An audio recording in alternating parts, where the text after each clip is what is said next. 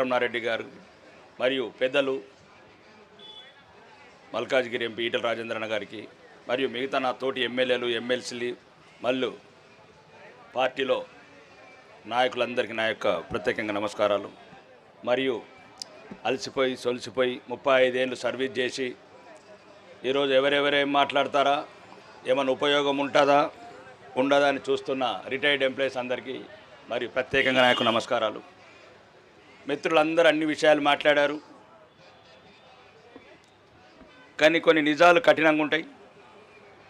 ఇప్పుడు పెద్దలు చంద్రమౌళి గారు అన్నారు, మా ఓట్లు ఆ ఓట్లు అన్ని ఓట్లు కలిపితే 1 కోటి ఓట్లు ఉంటాయని. మరి 1 కోటి ఓట్లు ఉంటే అన్న 85% మున్సిపల్ కార్పొరేషన్ ఎట్లా వచ్చినాయి కాంగ్రెస్కు? మీ 1 కోటి ఓట్లుంటే మీరే అవుట్సోర్సింగ్ ఎంప్లాయీస్ కావచ్చు, రిటైర్డ్ ఎంప్లాయీస్ కావచ్చు, సర్వశిక్ష అభియాన్ కావచ్చు, లక్షలాది మంది నిరుద్యోగులు కావచ్చు. 2.5 సంవత్సరాల క్రితం ఈ దుర్మార్గులు అవినీతి మాటలు నమ్మి అబద్ధాలు నమ్మి మీరు గద్దెనెక్కించి 2.5 సంవత్సరాల తర్వాత కూడా మీరు గుణపాఠం నేర్కపోతే ఇట్లాంటి ధర్నాల వల్ల ఏం ఉపయోగం వస్తుందన్న? మాకు కంటశోస, మీకు ఒక టైం వేస్ట్. నేను చూశాను ప్రచారంలో రిటైర్డ్ ఉద్యోగులే చేతికోటు ఏమని తిరుగుతున్నారు. ఎందుకు వేయాలి చేతికోటు అని అడగండి. రిటైర్డ్ ఎంప్లాయీస్ని ఎందుకు వేయాలి చేతికోటు? అవుట్సోర్సింగ్ ఎంప్లాయీస్ తిరుగుతున్నారు చేతికోటు వేయాలని, అడగండి వాళ్ళని. ఏం చేసింది కాంగ్రెస్ ప్రభుత్వం? ఎందుకు వేయాలా ఓటు? అన్న, రాజకీయ నాయకులకు ఒకటి గుణపాఠం, దేంతో కూడా రాదన్న. ప్రజాస్వామ్యంలో అన్నిటికైనా పదునైన ఆయుధం, అన్నిటికన్నా మీరు ఈ ధర్నాలు కాదు, ఇట్లా కాదు, ఒక్క నిమిషం ఆలోచించండి అన్న. పోలింగ్ బూత్లోకి వెళ్ళినప్పుడు ఎట్లా భయపడతాడన్న? ఈరోజు రేవంత్ రెడ్డి గద్దెనెక్కిండు, అబద్ధాల కోరు, అవినీతి పరుడు, అహంకారి. 1-2 కసాయి కాంగ్రెస్. మీరే కాదు, రోజు మేము శాసనసభ్యులైన నుంచి మీరు తిరుగుతుంటే మా కళ్ళకే ఎరుపస్తున్నది. లాస్ట్కి మోసపూరిత ప్రభుత్వం ఈ 60-70 ఏళ్ళ వృద్ధులను కూడా వదలట్లేదు. ఇంక ఎవరిని వదులుతాడు ఈ రేవంత్ రెడ్డి అని?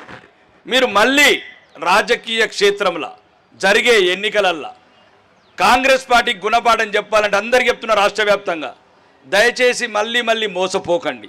మోసం చేయటమే రేవంత్ రెడ్డి లక్షణం, మోసం చేయటమే కాంగ్రెస్ లక్షణం. ఈరోజు మదిరిడ్జి వాసులు కావచ్చు, ఖమ్మంలో కావచ్చు, కసాయి కాంగ్రెస్ గుండెలేని ప్రభుత్వం. ముఖ్యంగా మీ రిటైర్డ్ ఉద్యోగులకు చెప్తున్నా, దయచేసి మీరు ప్రజల్ని చైతన్యపరచండి. ఎందుకు ఈ రేవంత్ రెడ్డి కాంగ్రెస్ ప్రభుత్వం మోసం చేస్తుంది? మీలాంటి చైతన్యవంతులు, మీలాంటి చదువుకున్న వాళ్ళు, 35 ఏళ్ళు ఈ రాష్ట్రంలో మంచి ఉన్నతమైన ఉద్యోగాలు చేసిన వాళ్ళు, ప్రజల్ని చైతన్యపరచండి. మీరు పాఠం చెప్పాలంటే మీరు చెప్పాల్సింది 10 ఓట్లు కాదు, మీరు అనుకుంటే 100 ఓట్లు కూడా పడతాయి. మీరు చదువు చెప్పిన వాళ్ళు కావచ్చు, సహాయం చేసిన వాళ్ళు కావచ్చు, 35 సంవత్సరాలు మీరు చేసిన మంచి సేవలు కావచ్చు, ప్రజలతో మీకున్న సన్నిహిత సంబంధాలు కావచ్చు, ఈ అన్ని వర్గాల వారు కూడా ఈ సమాధానం చెప్పాలంటే ఈ రాజకీయ క్షేత్రంలో, ఈ ప్రజాస్వామ్యంలో ఉన్నది ఒకే ఒకటి, ఓటు అనే ఆయుధం. ఆ ఓటు మళ్ళీ అవి సర్పంచ్ ఎలక్షన్లు వచ్చిన వాడికి వేస్తారు, అవి మున్సిపల్ ఎలక్షన్లు వచ్చిన వాడికి వేస్తారు, రేపు ఎంపీటీసీ జడ్పీటీసీ ఎలక్షన్లు వచ్చిన వేస్తారు. మరి దానివల్ల ఈ ధర్నాల వల్ల ఏం లాభం? వాళ్ళు ఏమనుకుంటారు? మా పరిపాలనకు ఆమోదం వస్తున్నది అనుకుంటారు. వాళ్ళు పరిపాలించేదే సరైన విధానం అనుకుంటారు. కాదు, మీరు మోసం చేశారు. రిటైర్డ్ ఉద్యోగులతో పాటు అన్ని రకాల ఉద్యోగులని, అన్ని రంగాల ప్రజల్ని, పెన్షన్లు కావచ్చు, రేషన్ కార్డులు కావచ్చు, ఇందిరమ్మ ఇల్లు కావచ్చు, లేకపోతే తులం బంగారం కావచ్చు, అన్ని వర్గాల ప్రజలు కూడా మళ్ళీ మోసపోకుండా 2.5 సంవత్సరాల తర్వాత కూడా మీరు తీసుకునే నిర్ణయము, మీరు వేసే ఓటే కాంగ్రెస్ ప్రాణం పోస్తుంది.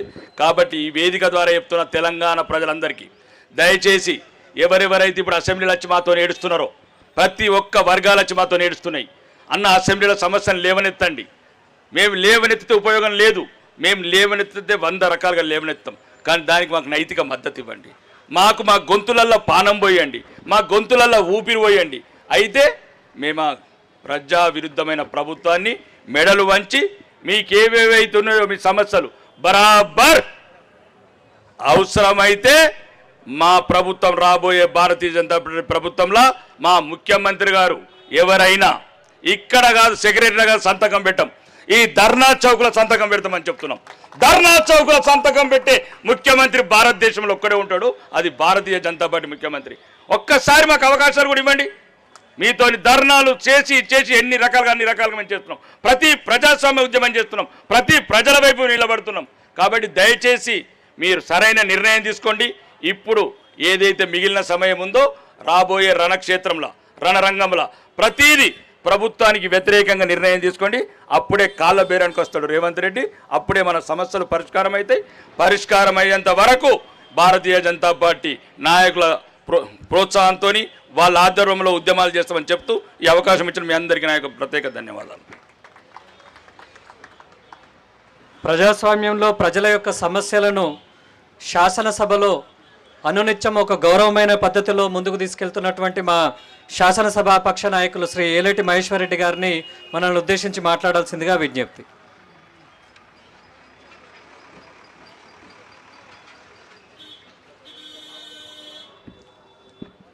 భారత్ మాతాకి అందరూ ఒకసారి చేయలేపాలండి. భారత్ మాతాకి జై శ్రీరామ్. ఈరోజు ఉద్యోగ ఉపాధ్యాయ మరియు రిటైర్డ్ ఎంప్లాయీస్ అంశంలో ధర్నా చౌక్లో